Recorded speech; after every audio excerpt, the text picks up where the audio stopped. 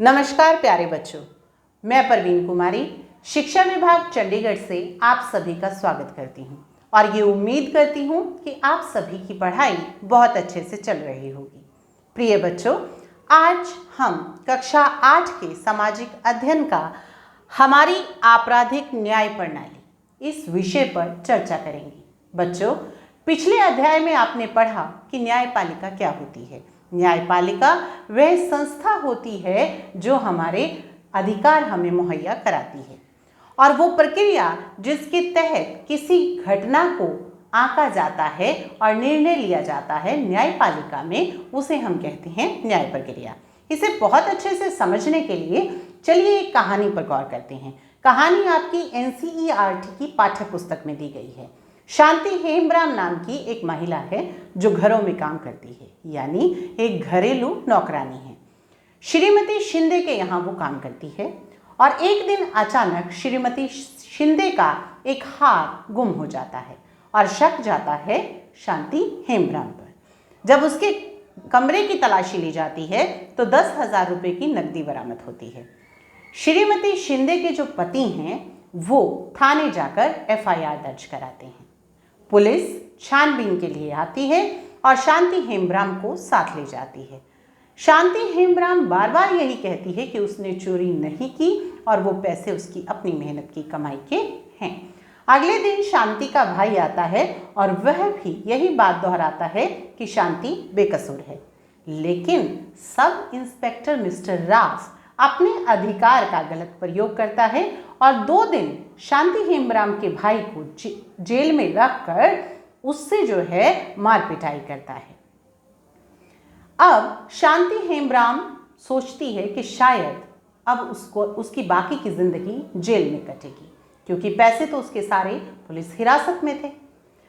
अब यहाँ मैं आपको ये बात बताना चाहती हूँ बच्चों कि हमारे संविधान का जो अनुच्छेद 22 है वो हमें ये अधिकार देता है कि किसी तरह से अगर हमारे ऊपर कोई आरोप लगा है तो अपने आप को बचाने के लिए हम एक वकील ले सकते हैं जो हमारे आरोपों को बेबुनियाद साबित कर दे। लेकिन अगर स्थिति शांति हेम्ब्राम जैसी है, जहां वकील करने के लिए ना तो पैसे हैं और ना ही कोई अन्य प्रकार की सहायता, तो वहां पर हमारे संविधान का अनुच्छेद 39 राज्य को ये निर्देश देता है कि इस प्रकार के आरोपियों के लिए किसी तरह से राज्य जो है वो सरकारी अधिवक्ता उन्हें दे।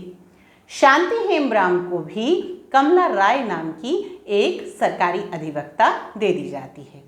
अदालत में जिरह चलती है और निर्णय ये निकलता है कि श्रीमती शिंदे, जिनका हार गायब हुआ था, उनके अपने बेटे के कुछ दोस्तों ने हार चुराया था। अब सारी प्रक्रिया में आप देखिए कि जो सब इंस्पेक्टर राव है उसकी भूमिका किस तरीके की है।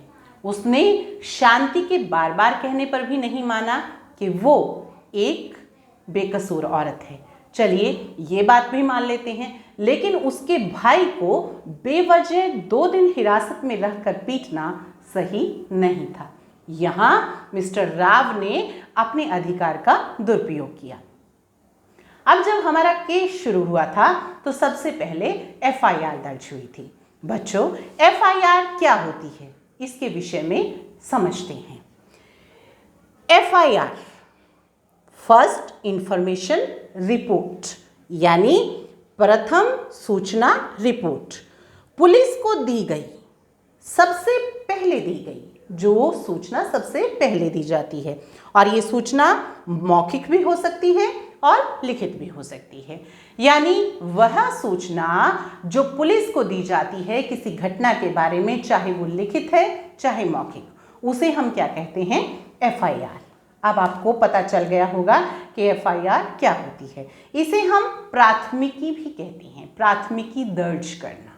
समझ आई? अब अगर इसी केस पर दोबारा नजर डाली जाए तो इस केस में 4 अधिकारियों की बहुत बड़ी भूमिका है। कौन कौन से अधिकारी हैं? पुलिस, सरकारी वकील, बचाव पक्ष का वकील और न्यायाधीश।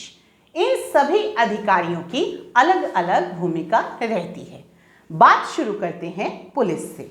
पुलिस किसी भी मुकदमे के लिए सबसे पहली और अहम कड़ी है। आपने बहुत सारे नाटकों और बहुत सारी फिल्मों में पुलिस की कार्यवाही के बारे में सुना और देखा होगा। आइए अब हम थोड़ा सा जान लें कि पुलिस के सामान्य कार्य क्या क्या हैं। तो चलिए देखते हैं पुलिस के सामान्य कार्य क्या हैं। पुलिस का सबसे पहला कार्य है शिकायत की जांच करना। जो शिकायत हुई है उसकी जांच की जाती है। गवाहों के बयान लेना, जो गवाह हैं उस मुद्दे से जुड़े हुए उनके बयान लेना पुलिस का दूसरा कार्य है। सबूत इकट्ठे करना, ये जो कार्य है ये सबसे अहम कार्य है और किसी को न्याय मिलना या ना मिलना इसी पर डिपेंड करता है, इसी पर आधारित है। अगर पुलिस सही से सबूत जुटाएगी तो एक निष्पक्ष न्याय मिलेगा और अगर पुलिस मात्र अपनी कार्यवाही करेगी, सिर्फ दिखाने के लिए करेगी और झूठे सबूत इकट्ठे करेगी तो न्याय निष्पक्ष नहीं हो सकता। फिर होता है चार्जशीट दाखिल करना। जैसे जब शांति हेम्ब्राम का केस चल रहा था तो 1 महीने बाद जो है चार्जशीट दाखिल की जाती है। बच्चों, यहाँ मैं आपको ये बता दूं कि पुलिस की कार्यवाही का भी एक दायरा होता है। उस दायरे के अंदर रहकर पुलिस कार्यवाही करती है। जो हमारा भारतीय कानून है उसने कुछ दिशा निर्देश दिए हैं। उस दिशा निर्देश के आधार पर ही पुलिस जो है कार्य करती है। और इन दिशा निर्देशों में जो सबसे पहली और अहम बात समझने वाली है वो ये है कि जो पुलिस है वो गिरफ्तारी के दौरान मारना, सताना या पीटने की अनुमति नहीं है। यहाँ मैं आपको बता दूं कि पुलिस ने अपना काम करना है। पुलिस ने जो है किसी भी केस के संबंध में, किसी भी दोषी के संबंध में सबूत इकट्ठे करने हैं, मामले की जांच करनी है। न्याय देना, किसी को आरोपी सिद्ध कर देना, ये पुलिस का कार्य कतई नहीं है। ये न्यायालय का और न्यायाधीश का कार्य है। यहाँ मैं आपको बता दूं कि पुलिस अगर अपने दायरे से बाहर निकलकर काम करती है तो कहीं ना कहीं आम जनता के दिल में पुलिस के प्रति घृणा पैदा हो जाती है। ऐसी ही स्थिति इस केस में भी आपने देखी कि श्रीमती जो शिंदे हैं उनके मात्र कहने पर कि गरीब नौकरानी ने हार चुराया है, उसके भाई को 2 दिन मारपीट की जाती है, जो कि सही नहीं है। तो बच्चों, आपको आज की इस पाठ से पता चला कि जब कोई केस होता है और जब कोई न्याय प्रक्रिया चल रही होती है तो उसमें पुलिस की क्या भूमिका होती है, FIR क्या होती है, ये भी आपको समझ में आया। अब हम जो बाकी अधिकारी हैं इस केस से जुड़े हुए या किसी भी न्याय प्रक्रिया से जुड़े हुए, जैसे सरकारी वकील, बचाव पक्ष का वकील और न्यायाधीश, इन सभी के बारे में हम प्रस्तुति के अगले भाग में जानेंगे। और मैं ये उम्मीद करती हूँ कि आपको आज की प्रस्तुति से ये सब समझ में आ गया होगा। धन्यवाद।